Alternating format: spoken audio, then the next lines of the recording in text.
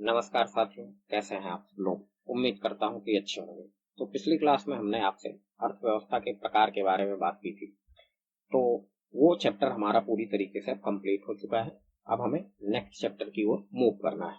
तो अगर पढ़ने के क्रम पे अगर हम लोग जाएं तो उसके बाद हमने आपसे कहा था कि हम लोग इसके जस्ट बाद राष्ट्रीय आय एवं उत्पाद, नेशनल इनकम एंड प्रोडक्ट, ये चैप्टर स्टार्ट करेंगे।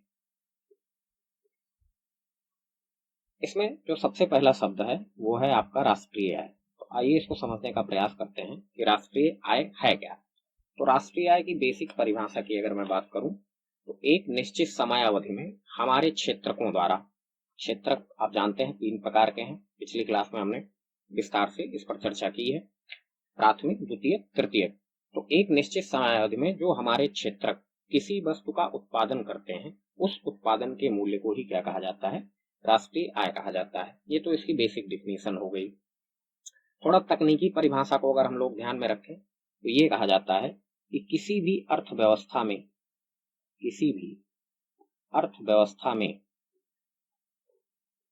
अर्थव्यवस्था में एक वर्ष के दौरान, एक वर्ष के दौरान उत्पादित उत्पादित अंतिम या अंत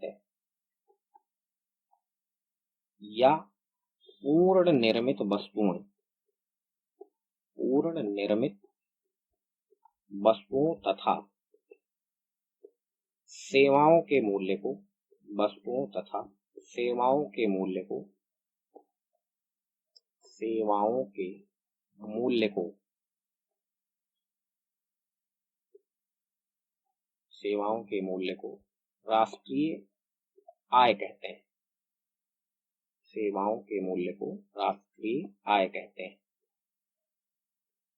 राष्ट्रीय आय कहते हैं। अब यहाँ पे एक शब्द आ रहा है, अंत या पूर्ण निर्मित वस्तुएं तथा सेवाएं। अब इस अंतिम या अंत वस्तु का क्या मतलब, आइए इसको समझने का प्रयास करते हैं। और एक वर्ष जो होता है वो जनरली फाइनेंशियल ईयर होता है हमारा, वित्तीय वर्ष, 1 अप्रैल से 31 मार्च। तो आइए अब यहाँ पे ध्यान देते हैं कि ये जो उत्पादित वस्तुएं तथा सेवाएं ये 2 प्रकार की होती हैं। उत्पादित वस्तुएं तथा सेवाएं ये 2 प्रकार की होती हैं। एक जिसको तो हम लोग कह रहे हैं अंत या अंतिम वस्तुएं, और दूसरी है हमारी माध्यमिक या मध्यवर्ती वस्तुएं, माध्यमिक या मध्यवर्ती वस्तुएं। तो अब यहां पे ध्यान देते हैं कि वस्तु अंत है या माध्यमिक है, यह इस बात पर निर्भर करता है कि वस्तु उत्पादन क्रिया में प्रयोग में आ रही है या उपभोग क्रिया में। जैसे एक ही वस्तु क्या होता है कि किसी स्थिति में अंत हो सकती है और माध्यमिक भी हो सकती है। कैसे? जैसे मान लीजिए कि बेकरी में ब्रेड बनाने के लिए जो प्रयोग में आने वाला आटा है वो हमारी क्या है, माध्यमिक वस्तु है। अगर बेकरी में हम ब्रेड बनाने के लिए आटे का प्रयोग कर रहे हैं तो वो हमारी क्या हो जाएगी, माध्यमिक या मध्यवर्ती वस्तु हो जाएगी। और वही सेम आटा अगर हम अपने घर में पूड़ी, रोटी, इन सब चीजों को बनाने में प्रयोग करते हैं तो हमारे लिए क्या हो जाएगा, अंत वस्तु हो जाएगी। तो ये तो वस्तुओं की बात हो गई। अब सेवाओं की बात कर लेते हैं भाई। बच्चे सोचते हैं कि सर एक एग्जाम्पल सेवा का भी हो जाए, हालांकि इतने डिटेल में जो है यूपीएससी कभी नहीं घुसता है, ठीक है, लेकिन अब आप जान लीजिए।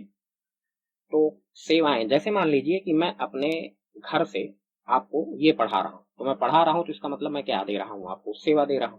अब मान लीजिए कि मैं किसी दूसरी कोचिंग में, अनअकैडमी, दृष्टि वगैरह के माध्यम से आपको पढ़ाऊं, उनके संसाधनों का उपयोग करके आप तक सेवाएं पहुंचाऊं, तो वो सेवा क्या हो जाएगी, हमारी माध्यमिक हो जाएगी, ठीक है ना।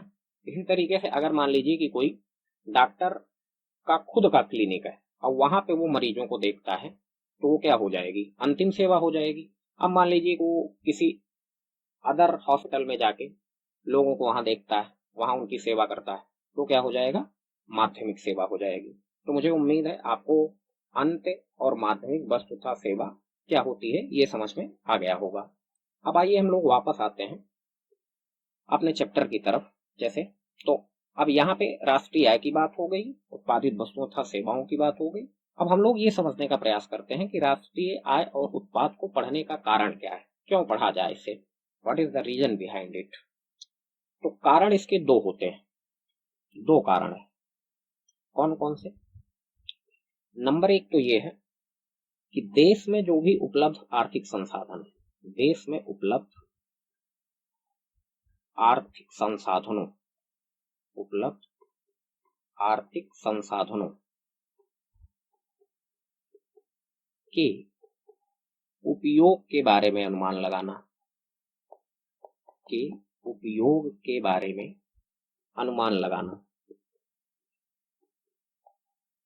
बारे में अनुमान लगाना। संसाधन हमने आपको पिछली क्लास में बता रखा है, संसाधन या कारक जो भी आप कहिए, तो 4 कारक हमने आपको बता रखे हैं, मुझे उम्मीद है आपको पता होगा। नंबर 2, लोगों को मिलने वाले, लोगों को मिलने वाले आर्थिक कल्याण, मिलने वाले आर्थिक कल्याण के बारे में अनुमान लगाना, आर्थिक कल्याण के बारे में अनुमान लगाना। तो इन्हीं दो कारणों से हम लोग राष्ट्रीय आय का अध्ययन करते हैं। अब यहाँ पे एक शब्द कल्याण आया है, हालांकि कल्याण शब्द से आप फैमिलियर हैं। पिछली क्लास में जब हम लोग अर्थशास्त्र और अर्थव्यवस्था के बारे में जान रहे थे तो आप याद करिए, उसमें हमने आपको बताया था कि वह व्यवस्था, याद आ रहा है कुछ, ठीक है ना। फिर कल्याण शब्द आया था, मुझे लगता है कि मैं वहां बताने को भूल गया। तो कल्याण का बेसिक मतलब ये है, जो चीज हमको अच्छी लगती है तो हम कहते हैं कि हमारा कल्याण हो रहा है। बात क्लियर हो रही है?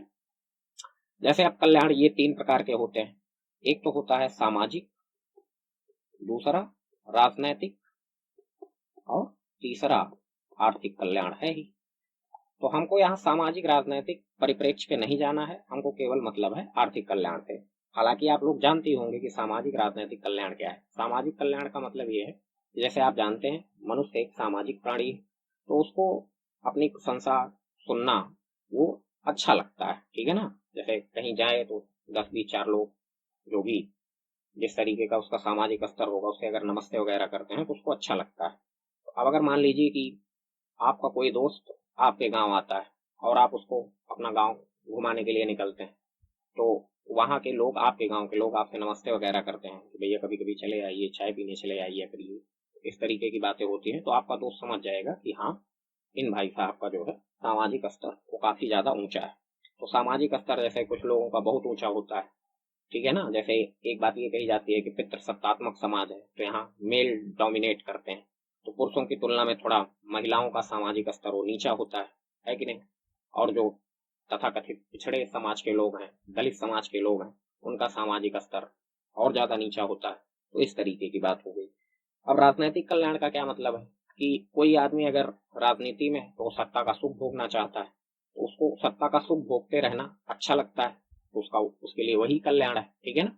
अब आर्थिक कल्याण का क्या मतलब है, जब हम किसी चीज का उपभोग करते हैं, आप उपभोग करते हैं चाहे जैसे, चाहे खा पी कर या फिर पहन कर, भाई जितना हमारे पास अमाउंट होगा, जितना ज्यादा पैसा होगा, तो हमारा आर्थिक कल्याण उतना ज्यादा अच्छा होगा, हम उतना ज्यादा अच्छा खाएंगे पिएंगे पहनेंगे, ठीक है ना। तो ये चीज हो गई आर्थिक कल्याण। अब अगली बात हम लोग समझने का प्रयास करते हैं कि राष्ट्रीय आय का महत्व क्या है। राष्ट्रीय आय का महत्व, इसमें 2-3 पॉइंट्स हैं जिनको हम लोग देख लेते हैं, आप लोग अपने नोट्स में लिख सकते हैं इसको। नंबर 1 बात है कि इससे हमें विभिन्न व्यक्तियों की आय और अंतरराष्ट्रीय व्यापार के लेन देन के बारे में जानकारी प्राप्त होती है, लिख लीजिएगा आप लोग। दूसरा पॉइंट हम लोग ये कह सकते हैं कि इकोनॉमिक डेवलपमेंट का पता लगाने में सहायता करता है। अगर हमको राष्ट्रीय आय की जानकारी है तो हम लोग इकोनॉमिक डेवलपमेंट का इससे पता लगा सकते हैं। जैसे हम कहते हैं कि देश की जीडीपी 5% या 6% की दर से बढ़ रही है, तो इसे पता लगाने के लिए हमें राष्ट्रीय आय की गणना करना क्या होता है, आवश्यक होता है, तभी हम लोग जीडीपी कैलकुलेट कर पाते हैं। तीसरी बात में हम लोग ये कह सकते हैं कि देश के लोगों का जो स्टैंडर्ड ऑफ लिविंग है, स्टैंडर्ड ऑफ लिविंग इसके बारे में हमको जानकारी मिलती है। तो ये 3 पॉइंट्स आप कह सकते हैं। चौथे पॉइंट की अगर मैं बात करूं तो यह किसी देश के अलग अलग क्षेत्रों की ग्रोथ की पता लगाने में सहायता करता है। जो राष्ट्रीय आय है तो उससे हमको ये जानकारी मिल जाती है कि फला सेक्टर कमजोर है और ये सेक्टर जो है वो बूम पे है। ठीक, तो ये बात हो गई, ये हमारे राष्ट्रीय आय का महत्व है। और अगली बात हम लोग ये कह सकते हैं कि किसी भी देश की अर्थव्यवस्था कितने प्रतिशत से ग्रो कर रही है, यह सब जानने के लिए अलग अलग देशों के राष्ट्रीय आय की गणना की जाती है। ठीक है ना। तो अब ये तो बात हो गई हमारी। अब हम लोग आगे मूव करते हैं और हम लोग जानने का प्रयास करते हैं कि राष्ट्रीय आय से जुड़ी कुछ मुख्य अवधारणाएं। लेकिन इनको जानने से पहले हम लोग कुछ शब्दों पर चर्चा कर लेते हैं। अब ये शब्द क्या है? ये शब्द है एक तो नागरिक। नागरिक को अंग्रेजी में कहा जाता है सिटीजन, और दूसरा है निवासी, रेजिडेंट।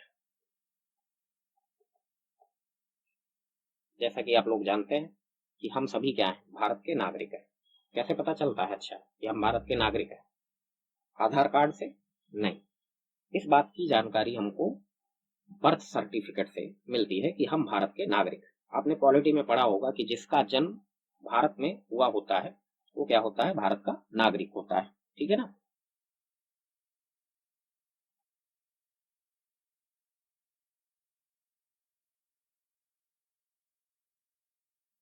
अब ये हो गया, उसके साथ और भी एडिशनल चीजें हैं तो वो सब हम लोग पॉलिटी में डील करेंगे।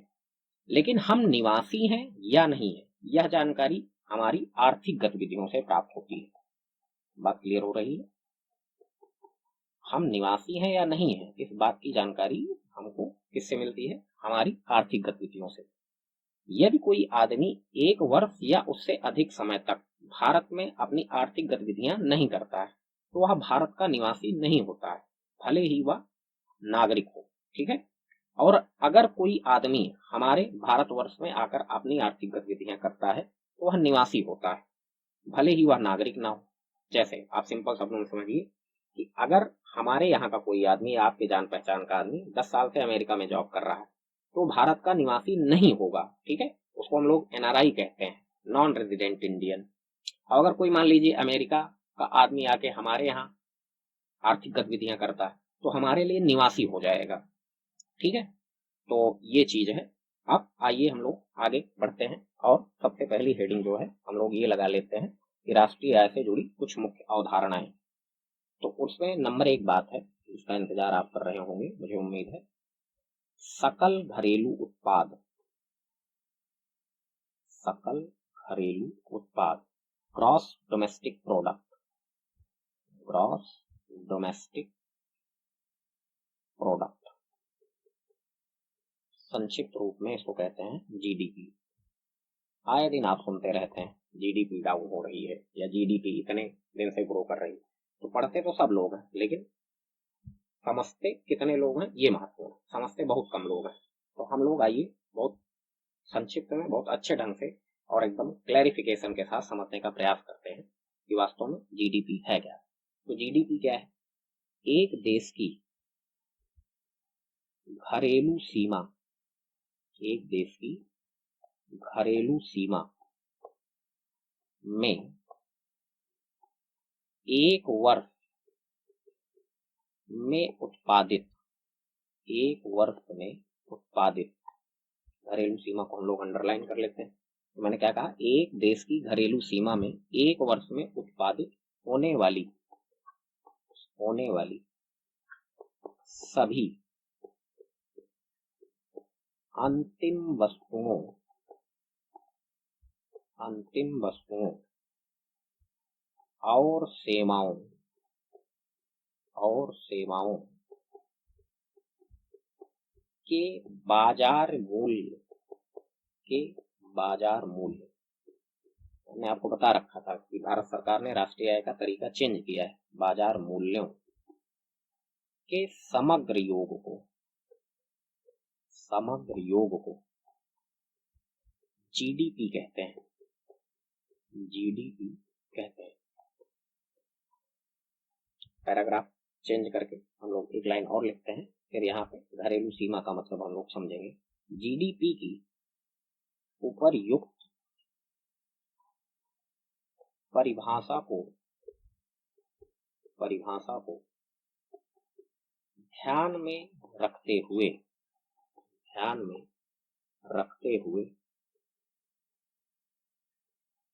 इससे जुड़ी हुई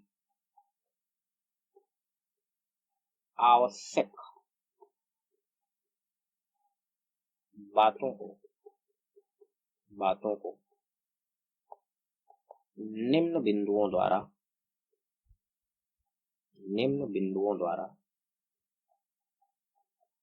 अभिव्यक्त किया जा सकता है।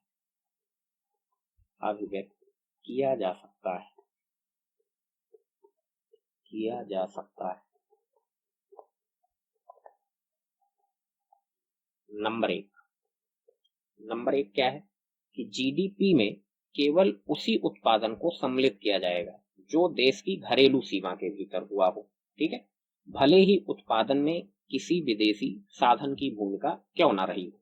हमने आपको बताया ना, एक नागरिक है, एक निवासी है उसी दौरान।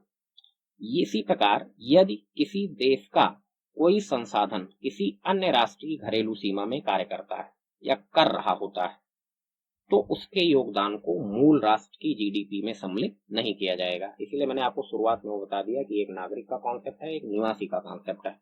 तो ये चीज मैं यहाँ पे स्पष्टीकरण के लिए आपको बता रहा हूँ। ठीक है, तो अब वापस आते हैं मुद्दे पर। हमने एक शब्द अंडरलाइन किया था, वो था आपका घरेलू सीमा।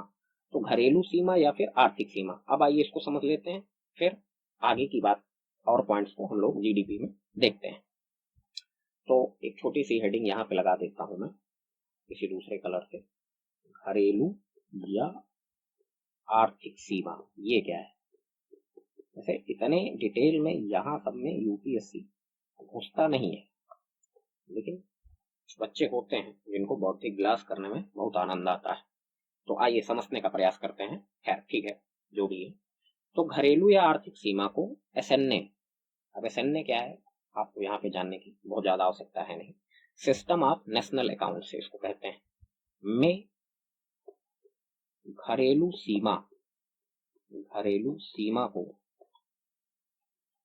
आर्थिक सीमा के रूप में परिभाषित किया गया है। आर्थिक सीमा के रूप में परिभाषित किया गया है।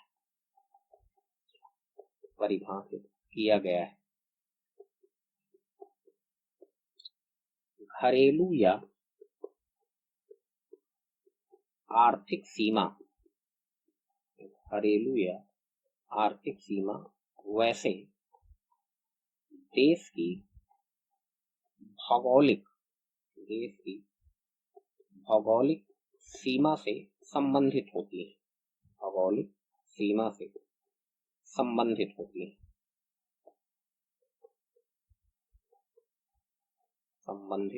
है। तथा, यहाँ ध्यान दीजिएगा, तथा आर्थिक सीमा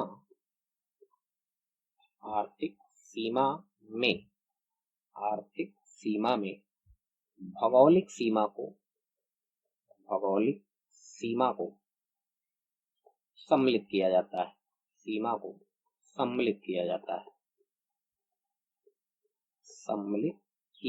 है। परंतु आर्थिक सीमा तथा भौगोलिक सीमा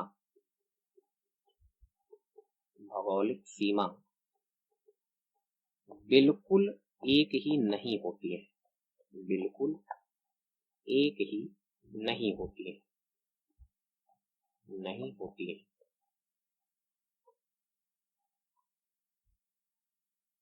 यहाँ पे ध्यान दीजिएगा कि कुछ टीचर ये बता देते हैं कि जो भाई किसी भी देश की भौगोलिक सीमा है वही उसकी आर्थिक सीमा है। ये थोड़ा सा गलत कॉन्सेप्ट है। ठीक है ना, अभी मैं आपको बताता हूँ कि जो आर्थिक सीमा है वो भौगोलिक सीमा से कैसे डिफरेंट है। एक लाइन और लिख लेते हैं हम लोग। आर्थिक सीमा के अंतर्गत सीमा के अंतर्गत निम्नांकित को शामिल किया जाता है, निम्नांकित को शामिल किया जाता है, जो भौगोलिक सीमा में सम्मिलित नहीं होते हैं, भौगोलिक सीमा में सम्मिलित नहीं होते हैं।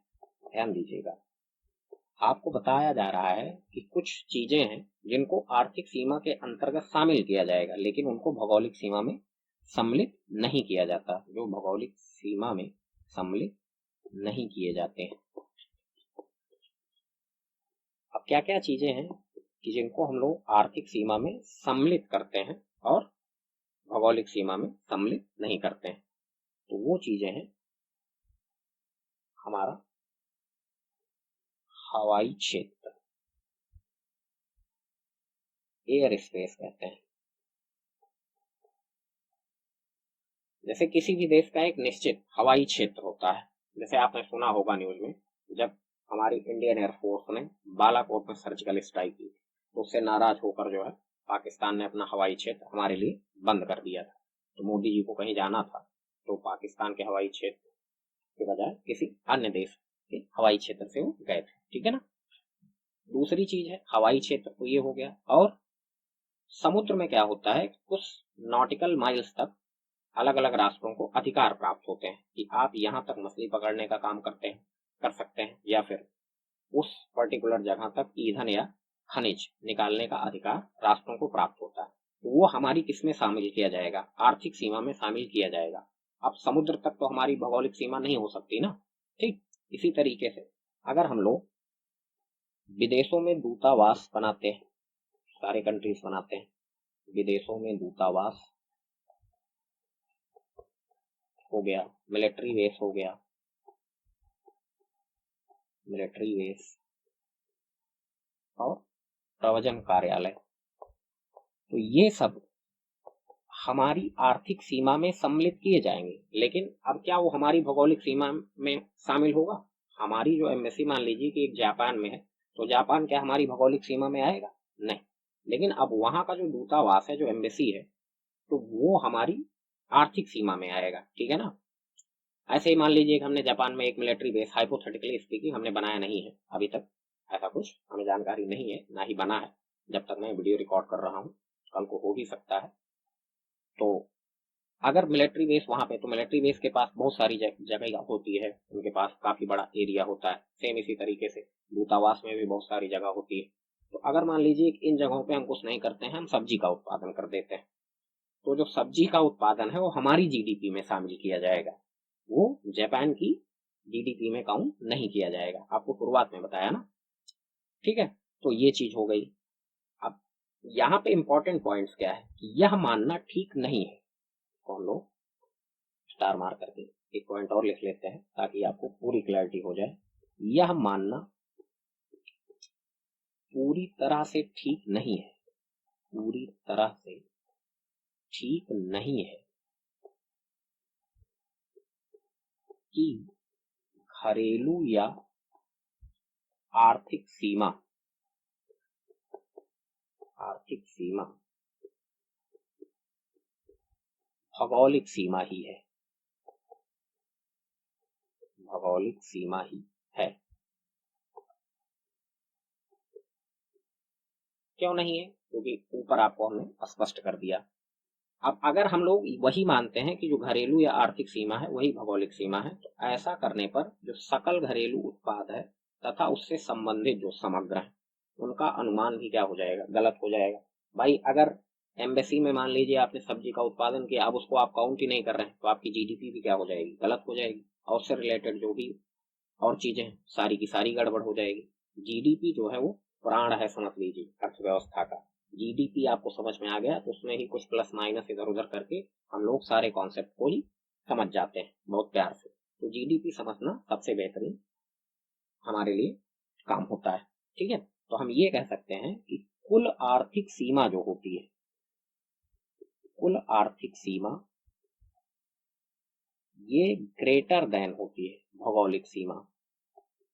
भौगोलिक सीमा तो निश्चित ही है ना, उससे ज्यादा तो हो ही नहीं सकती। लेकिन अब जापान का एक एग्जाम्पल लिया, इसी तरीके से लगभग सभी देशों के साथ हमारे राजनयिक संबंध है, तो वहां पे जो भी उत्पादन होगा हमारी जीडीपी में काउंट किया जाएगा, उस देश की जीडीपी में नहीं काउंट किया जाएगा। ठीक। अब जैसे मान लीजिए कि हमने आपसे कहा, ये तो एक बात हो गई कि आपसे शुरुआत में हमने बताया कि जीडीपी में केवल उसी उत्पादन को सम्मिलित किया जाएगा जो देश की घरेलू सीमा के भीतर हुआ हो, भले ही उत्पादन में किसी विदेशी साधन की भूमिका क्यों न रही हो। इसी प्रकार यदि किसी देश का कोई संसाधन किसी अन्य राष्ट्र की घरेलू सीमा में कार्य कर रहा या कर रहा होता है तो उसके योगदान को मूल राष्ट्र की जीडीपी में सम्मिलित नहीं किया जाएगा। एग्जाम्पल हमने आपको बता रखे हैं। अब जैसे मान लीजिए कि हमारी सीमा में सैमसंग काम कर रहा है, ये हमारा प्यारा भारतवर्ष है, और यहाँ पे सैमसंग काम कर रहा है, तो सैमसंग का जो प्रोडक्शन है वो किसकी जीडीपी में काउंट किया जाएगा? भारत की। जबकि सैमसंग कंपनी कहाँ की? साउथ कोरिया की। तो साउथ कोरिया की जीडीपी में इसका काउंट नहीं किया जाएगा। ठीक, वो जीएनपी में काउंट किया जाएगा। हालांकि हम लोग वहां पे जब जीएनपी पर चर्चा करेंगे तब हम लोग वहां पे समझेंगे। ठीक है, तो जीडीपी में जो सैमसंग का प्रोडक्शन है वो भारत की जीडीपी में सम्मिलित किया जाएगा, ना कि साउथ कोरिया में। ये तो पॉइंट नंबर 1 की बात हो गई, और उससे हमारी जो घरेलू या सीमा का मुद्दा था वो भी हमने आपको सॉल्व कर दिया। दूसरी बात है का स्पष्टीकरण जीडीपी में, वो हम लोग ये कह सकते हैं कि उत्पादन में केवल अंतिम वस्तुओं और सेवाओं को ही सम्मिलित किया जाता है ताकि दोहरी गणना से बच सके। ठीक है ना, मध्यवर्ती वस्तुओं को हम लोग शामिल नहीं करेंगे। जैसे लिख लेते हैं पॉइंट नंबर 2, उत्पादन में केवल अंतिम वस्तुओं और सेवाओं, अब ये है क्या, शुरुआत में ही आपको बताया जा चुका है, अंतिम वस्तुओं और सेवाओं को ही सम्मिलित किया जाता है ताकि दोहरी गणना से बचा जा सके। दोहरी गणना से क्या अभिप्राय है समझते हैं।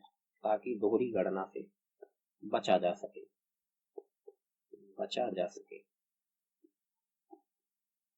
जैसे लैपटॉप के मूल्य को सम्मिलित किया जाएगा, ठीक है ना कि लैपटॉप में लगे पार्ट्स व लैपटॉप के मूल्य को।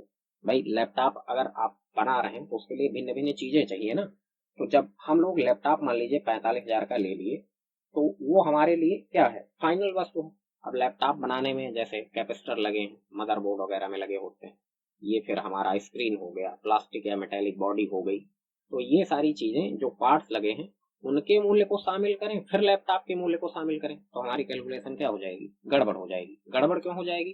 क्योंकि लैपटॉप के मूल्य में लैपटॉप के जो भी पार्ट्स हैं वो ऑलरेडी सम्मिलित हो चुके हैं। भाई ये 45,000 इन सभी चीजों से मिलकर ही तो बने हैं। मान लीजिए 5,000 की स्क्रीन हो गई और जो भी है अपना सिस्टम वगैरह वगैरह, तो इन सभी को सम्मिलित करके ही तो आप दुकानदार को या फिर जहां से आप ले रहे हैं तो वो 45,000 रुपए पे कर रहे हैं। मैं छोटा सा एग्जाम्पल ले रहा हूँ, 45,000 ही मैं मान रहा हूँ कि लैपटॉप की कीमत है। यदि केवल अंतिम वस्तुओं और सेवाओं के बजाय, अब यहाँ पे आगे इसका स्पष्टीकरण सुनिएगा ध्यान से, यदि केवल अंतिम वस्तुओं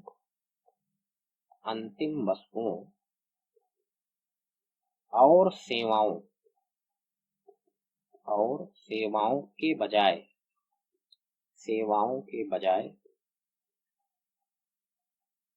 क्या बोला मैंने, यदि केवल अंतिम वस्तुओं और सेवाओं के बजाय सभी वस्तुओं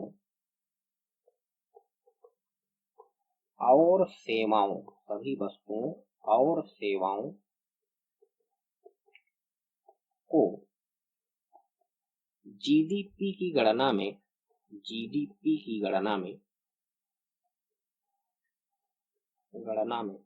सम्मिलित करना हो तो इसका एक विकल्प तो इसका एक विकल्प यह हो सकता है कि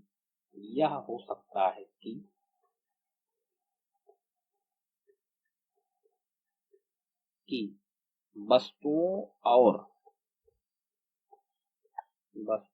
और सेवाओं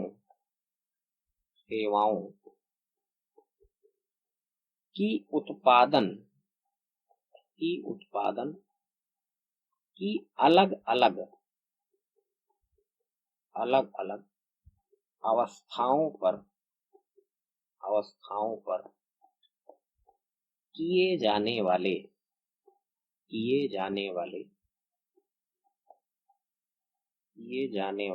मूल्य संवर्धन वैल्यू एडिशन को आपस में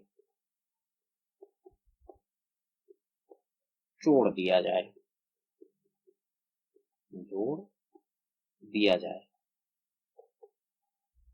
अब ये मूल्य संवर्धन क्या है, इसको हम लोग लास्ट में डील करते हैं, नहीं तो उसी में सारा कुछ मिक्स हो जाता है जीडीपी जीएनपी में, तो कंफ्यूजन क्रिएट कर देता है।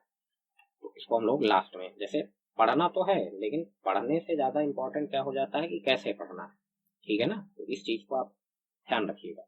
अब यहाँ पे हम लोग ये समझने का प्रयास करते हैं कि मूल्य संवर्धन को आपस में जोड़ दिया जाता है। अब हम लोग क्या कर रहे हैं, वर्तमान में भारत 2015 से एसएन ने वही 2008 मानकों के अंतर्गत जीडीपी निकालने के लिए इसी विधि का प्रयोग कर रहा है। इसमें क्या करते हैं हम लोग, जीडीपी पर जाने के लिए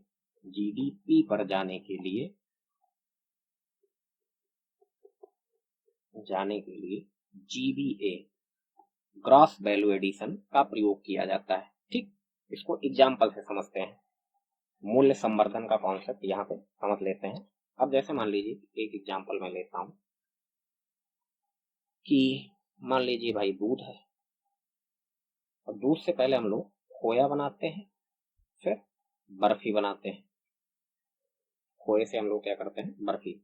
मान लीजिए कि आपको 20 रुपए लीटर दूध मिल जाता है, और फिर जब खोया बन के प्राप्त होता है उसकी कीमत 25 रुपए हो जाती है। ठीक है, अब फिर फाइनली बर्फी की कीमत जो है 30 रुपए है। अंतिम मूल्य क्या है हमारा, 30 रुपए है। इसका मतलब ये हुआ कि 20 रुपए का दूध था, तो मूल्य संवर्धन की अगर मैं बात करूं तो यहाँ 25 रुपए है, यानी कि 5 रुपए का क्या किया गया है, मूल्य संवर्धन किया गया है ना, तभी तो 25 5 30 हुआ है। अब फिर जो खोया है, खोया की कीमत 25 रुपए है, लेकिन दूध की कीमत क्या है, 20 रुपए है। तो यानी यहाँ पे भी क्या किया गया है, 5 रुपए का मूल्य संवर्धन किया गया है। अब 20 रुपए, तो यहां तक देखिए, अब इसके पीछे तो कुछ है ही नहीं ना, 20 रुपए के पीछे तो कुछ है नहीं, तो जब कुछ नहीं है तो जबरदस्ती जाना थोड़ी है। तो यहां तक जो 20 रुपए है, यहां तक तो आपका 20 ही रुपए है। अब अगर आप इसको जोड़िए फाइनली तो आपको क्या मिलेगा, 20 5 25 5 30 रुपए ही मिल रहा है। ठीक है, बात क्लियर हो गई। तो ये चीज है हमारी कि अगर हमको जैसे मान लीजिए मूल्य संवर्धन से हम लोग देखते हैं तब भी हमको क्या प्राप्त हो रहा है, 30 रुपए ही प्राप्त हो रहा है। और अगर हम लोग ऐसे देख रहे हैं तब भी हमको क्या मिल रहा है, 30 रुपए मिल रहा है। अब चाहे अंतिम वस्तु यानी बर्फी की कीमत आपको ऐसे निकालनी है तो भी आपको 30 रुपए देना है, या फिर आप मूल्य संवर्धन से निकाल रहे हैं तब भी आपका जो अंतिम वस्तु की कीमत आ रही है वही सेम आ रही है। तो ये चीज है, यहाँ तक है ये, इसको मैं थोड़ा सा और स्पष्टीकरण कर देता हूँ। यहाँ तक तो 20 ही रुपए है ना, क्योंकि 20 के पीछे कुछ है नहीं तो हमको जाना नहीं। बात क्लियर हो गई। अब ये तो पॉइंट नंबर 2 हो गया। पॉइंट नंबर थर्ड की हम लोग बात करते हैं। तो जीडीपी को हमने आपको बताया कि एक समयावधि के साथ जोड़कर देखा जाता है। जीडीपी को एक समयावधि के साथ जोड़कर देखा जाता है। जोड़कर देखा जाता है, जो कि सामान्यतः 1 वर्ष की होती है, 1 वर्ष की होती है। ठीक है। अगला, जीडीपी का मूल्यांकन, जीडीपी का मूल्यांकन बाजार मूल्यों पर किया जाता है, बाजार मूल्यों पर किया जाता है। जीडीपी का जो मूल्यांकन करना है वो हमको मार्केट प्राइस पे करना है। जीडीपी के लिए एक फॉर्मूला होता है, GDP equal to P into Q. P का क्या मतलब है? पी का मतलब है price of goods and services. और क्यू का क्या मतलब है? मोस्ट इंपॉर्टेंट चीज है, ये चीज आपको ध्यान रखनी चाहिए। GDP is equal to P into Q. Q का मतलब है quantity, quantity of goods and services. Price जो लेना है वो आपको कौन सा लेना है? मार्केट प्राइस लेना है। ठीक, जैसे मान लीजिए कि आपने 100 पेन प्रोड्यूस किए और एक पेन की कीमत मैं मान लेता हूं कि 10 रुपए है, तो आपकी जीडीपी क्या हो जाएगी? 1000 रुपए। यानी जीडीपी हमारी हो गई 1000 रुपए। तो इस तरीके से हम लोगों ने जीडीपी का कॉन्सेप्ट देख लिया और जीडीपी से संबंधित जो भी आपका क्लैरिफिकेशन था, मुझे उम्मीद है कि मैं आपको बता पाया हूं। तो आज के लिए हम लोग बस इतना ही रखते हैं और ध्यान रखिएगा कि जीडीपी आप लोग बहुत अच्छे से समझिएगा, बहुत अच्छे से समझाने का प्रयास किया गया है। तो आज के अंक में इतना ही। आपसे फिर हम लोग नेक्स्ट क्लास में मिलते हैं और आपसे अनुरोध है कि चैनल को सब्सक्राइब करना ना भूलें और वीडियो को ज़्यादा से ज़्यादा लोगों के साथ शेयर करें ताकि अन्य सभी लोग लाभान्वित हो सके, इस पढ़ाई का लाभ उठा सके। आप सभी लोगों का बहुत बहुत धन्यवाद।